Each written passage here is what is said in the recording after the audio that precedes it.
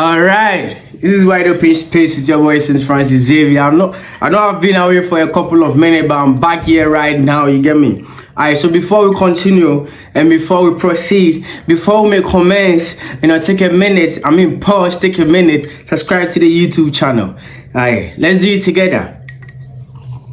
Turn on your post notification bell so that you will always be reminded whenever I drop a new video. You get me?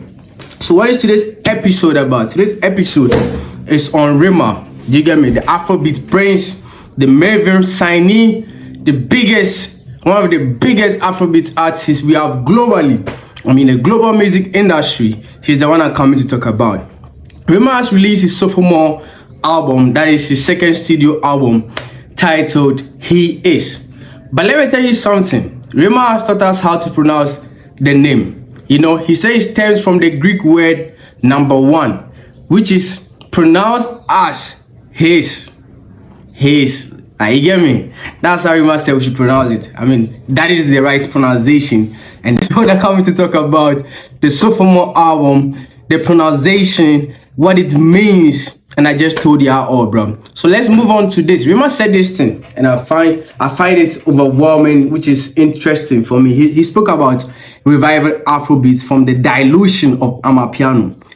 It's not bad for you to have Amapiano infused in Afrobeat sound. But it is becoming too much of it. And when it's becoming too much of it, Afrobeat sound, the original elements of Afrobeat will start to lose its value. So Rema is saying that he's coming not just to make music, but right now he's coming from a point of view, or coming from a place whereby he has to revive and continue to push Afrobeat. Doesn't mean that Afrobeat is dead. No, Afrobeat is not dead. Just that it needs to be pushed further. A lot has to be done. More work has to be done so that Afrobeat will go more global. So that Afrobeat will bring a lot of new artists into the game. Not just bring a lot of artists into the game, but sustainability, impact, and relevance. He's taking the mantle onto himself to push the culture. And that's very interesting, which I am pleased with.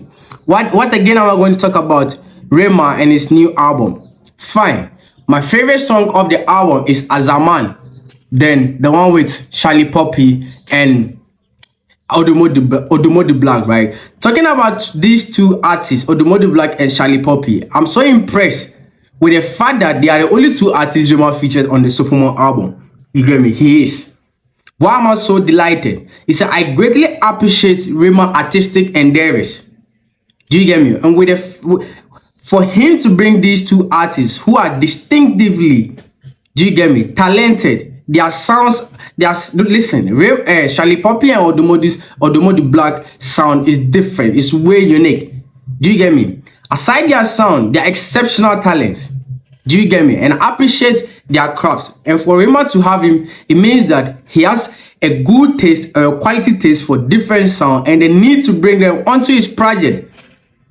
Because Odomo and Charlie Poppy have a different fan base altogether due to how different their sound is. And for him to have them onto this new song, it's marvelous, impressive, and it will create a great, it's bringing an impeccable value for him.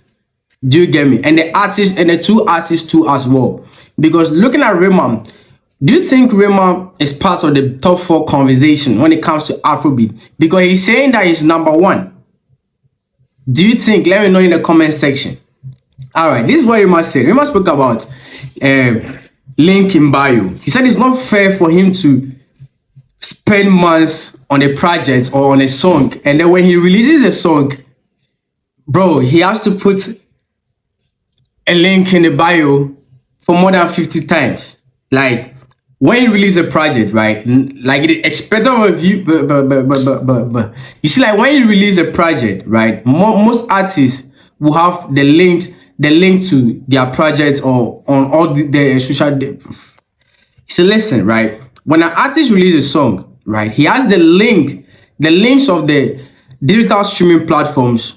He has when an artist releases a project or a song, link in bio is what you see them do.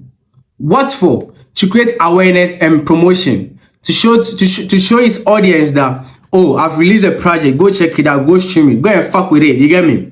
But Rema is saying that it's not fair for him to be doing that consistently for like 50 times before you guys will go and stream his song. I mean, I get it. But let's look at it in this aspect, right? Why is it fair for you to put link in the link in your bio for more than 50 times? I mean, to create awareness and promotion. It's a marketing strategy.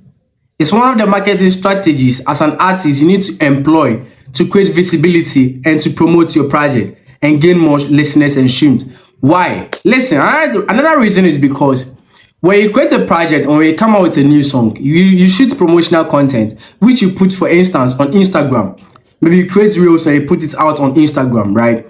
People will watch. Millions of people will watch. Hundreds and thousands of people will watch. So once you have the links in your bio, when someone watches those short promotional videos, they tend to visit your profile visit, and then you have it there. Let's say, for example, I just released a song called, or let's say, for example, stream Calm Down out now, or new music out now, stream. Then you put the hardest thing, that pointing finger, to show that this is the link. Click the link to listen to the new project or purchase my merch or do this and that, whatever action you want them to do. So a call to action is there, showcasing, or let me say indicating the link for you to click. It's just like affiliate marketing. So people will definitely click on those links, and it's important, you know, even with the mega stars, they do it.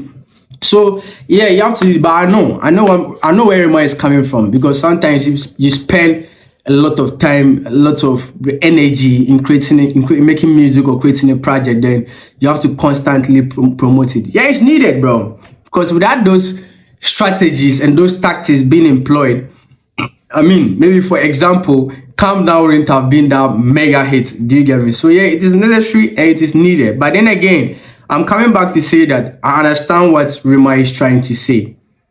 You get me? So yeah, this is it and more. Rema said he's going to break the rules. What are those rules? He's going to begin.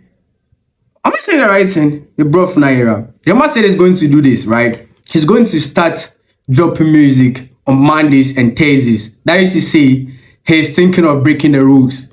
Do you get me? The rules. What are the rules? Music Friday, new music Friday, new music Friday. And let me tell you the reason why most artists release their songs or their projects on Fridays. One, which is Fridays are days whereby people are mostly at home. Like, people go for fun, people go for parties, you know, events are being set up, people are back from their 9 to 5. Do you get me? They need some relaxation, they need some music to listen to. Then they are going on social media platforms to check if their favorite artists have dropped some new bangers. You get me? So Fridays are like the day you would get people. It's just like market day.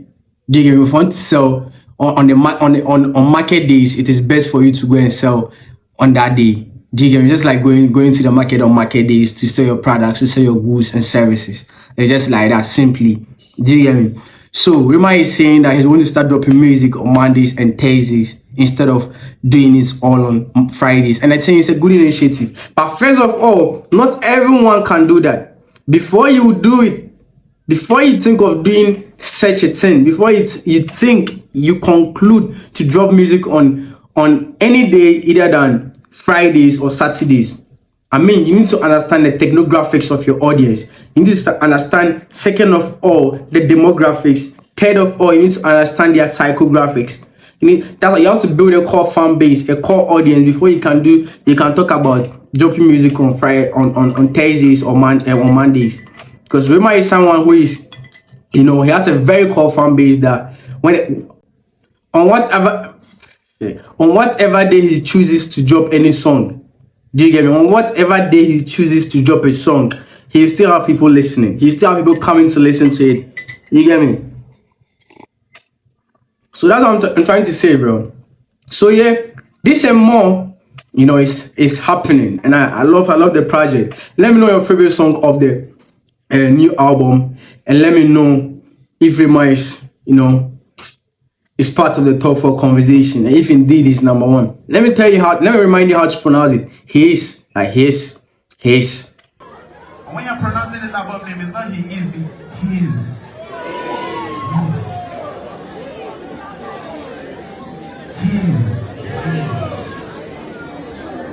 And I want every fan to Heis. Say Heis. That's how you pronounce it. You get me? Subscribe. There's more coming. Alright, tune in to TrendsO'clock.